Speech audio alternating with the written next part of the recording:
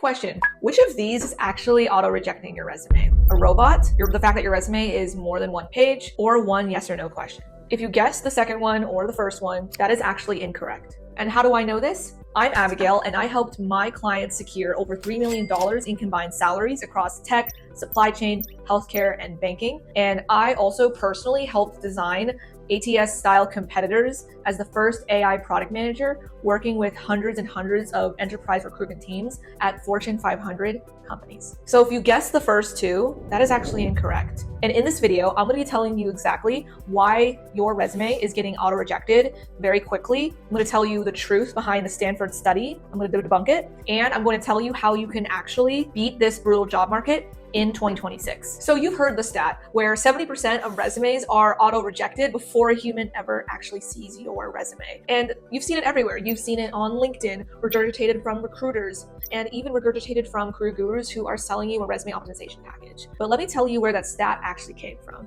This stat actually came from a sales pitch from a startup called Preptal. There's no actual real study behind it, no data set, no paper that you can pull up and read that proves this stat. And 14 years later, the internet is still echoing this and shoving it down your throat. And Preptal doesn't even exist anymore. So I want you to sit with that for a second, because if you have rewritten your resume, retailored your resume to pass the ATS a million bajillion times, and you are still not landing consistent job interviews in 2026, you are not ever failing a test. You were preparing for a test that wasn't even being given. Let me show you what's actually happening. All right, so what actually is the ATS? So the ATS stands for the Applicant Tracking System, and in reality, it is actually really boring. The best way to think about it is it's kind of just like a file cabinet, where each file stores the candidate's information into different fields. Your personal information, your resume, your LinkedIn, even maybe your GitHub and personal product design portfolio, and maybe a cover letter. That's it. That's pretty much it. It just stores candidate information in an organized manner. Some common examples of ATSs that you can look into are Greenhouse, Lever, Ashby,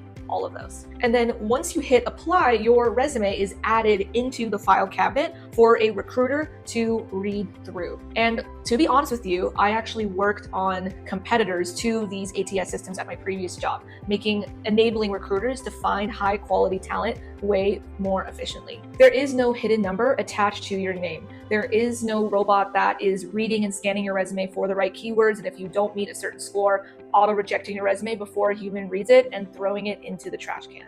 A real human is still reading your resume before deciding to reject or move you to the shortlist. All right, guys, so if a robot isn't rejecting you for not having the right keywords or having your resume be more than 2 pages, all of that, then what is really causing you to be waking up the next day and your resume is being rejected with a boilerplate template?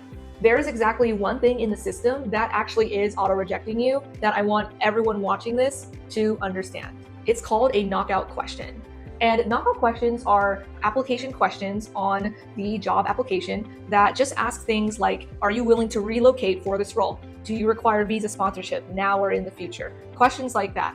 And then the way it works is a recruiter can configure where if you answer the question wrongly based on the job ad requirements, it will just put you into a short list that says candidates who selected, I am not willing to relocate to XYZ location. Then the recruiter can just auto-reject because the role requires you to be open to relocating to that specific location. A human recruiter set those up. A human recruiter decided which qualifies you and what does not qualify you. Now, I have to talk about the Stanford study because once it released, there's been a lot of panic and fear mongering from Instagram, LinkedIn gurus, and influencers. But I actually am someone who read the actual Stanford study, and I discovered this one thing that will change the game completely. The Stanford study never actually mentioned the common ATS systems that I mentioned earlier in this video. What it actually looked at was a pre-employment assessment tool that measured cognitive abilities called Pi Metrics. It's the one with the little neuroscience games where you just repeatedly press a spacebar over and over. That is not an ATS. It never touches your resume. And the reason why I care about bringing this up is that here's what that Stanford study, the fear mongering associated with it, is actually costing you. It is costing you hours and hours of time, keyword stuffing your resume, getting it reviewed by a million different people who don't actually know how recruitment works, creating 10 different resumes per role to ensure that you're able to pass it. It's creating so much anxiety that could be avoided if you knew the truth. And now you do know the truth. The last thing I'm going to be talking about in this video is how do you actually beat this brutal job market in 2026? I invented this method called the Brave method, and this method has gotten my clients over $3 million in combined salaries. And so I'm going to be breaking it down really quickly in this video so that you can actually start implementing it today and start landing consistent interviews now. All right, so B. B stands for background. A lot of job seekers get the job search backwards. They'll start looking for different jobs to apply for that maybe might fit their background and qualifications, tailor their resume per job description, and then just send out a bunch of random ones with no strategy. And that just keeps them in an endless cycle of anxiety, burnout, and losing morale. And so what you actually need to do is the other way around, is you actually need to figure out what does the market, the job market specifically want, and do the skills that I already have meet the demands of the market. So the way you want to do that is do market research. Figure out, okay, for my zone of intent, which is my target job function, my seniority, the industry/domain expertise that I have, all of that, how does that align with the market demands? Are there a lot of roles open for that specific set?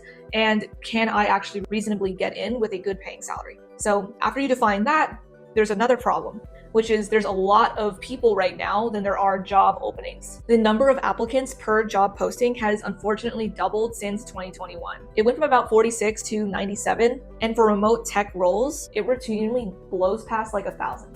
And recruiters can't read 1,000 resumes. So what's happening is that sometimes your application doesn't even get read because they're just so overwhelmed with so many applicants. And so by defining your zone of intent, you are able to understand that, hey, I can actually land like a role reasonably. And then the thing about it is, like I said, there is a lot of applicants per job posting. How do you even stand out? And so that's what I call defining your differentiators. So that is like, what is something you've done that makes you strong in the market? So for example, you would create a bunch of different impact statements and sort it by your industry/domains. And you would make sure it has these 4 core components. Clear ownership. So did you show initiative? Did you build something from the ground up? Did you lead a team?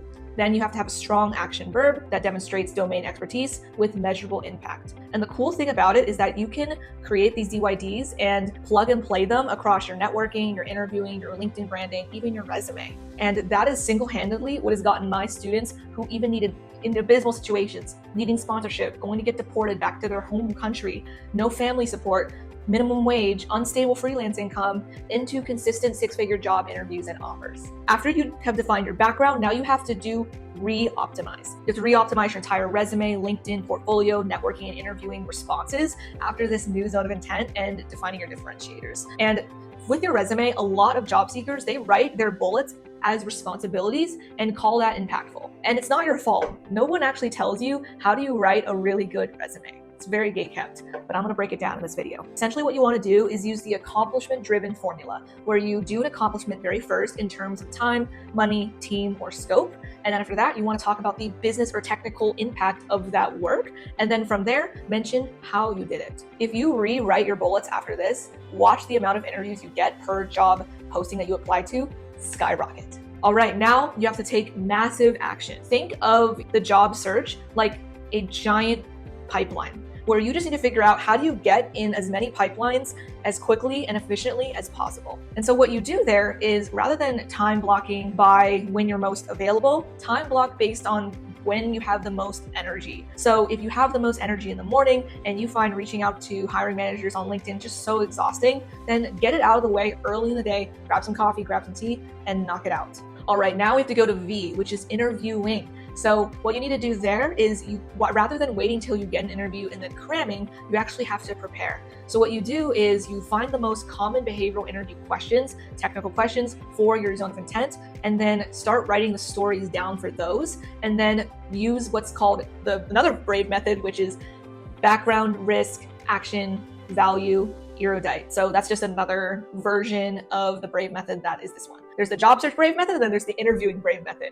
And then from there, just keep practicing a lot to reduce your performance anxiety. And the performance anxiety will not trigger unless you are practicing with a stranger. So join Discord, Slack, online Facebook communities where you can mock with other job seekers that you personally do not know. All right, now how do you keep on getting consistent interviews day in and day out? Well, the answer is simple, and that is being a lifelong curious learner. Now, how do you get consistent interviews and offers for life? What you want to be doing is actually just being a constant lifelong learner. So that is what E stands for, erudite. So what you want to be doing is always be upskilling, but take it a step further. You also want to be sharing what you are learning, even if you are not an expert yet. Share it on mediums that you feel excited about. So if you like to write, share it on a Substack or create a newsletter, right? Or what you could be doing is, if you really like to create videos, share what you're learning via videos, and actually just not focusing on the follower count or whether or not people are watching, just getting something out there so that the right opportunities can come to you is what will change the game completely. All right, so if you guys found this helpful, I actually have a lot more free content like this that is coming. Just hit the subscribe button on this YouTube video. And if you actually want to see what it would look like to partner up and be able to finally land a six-figure job offer in the next 60 to 100 days, then all you need to do is just DM me the word brand and we will be in touch. Bye.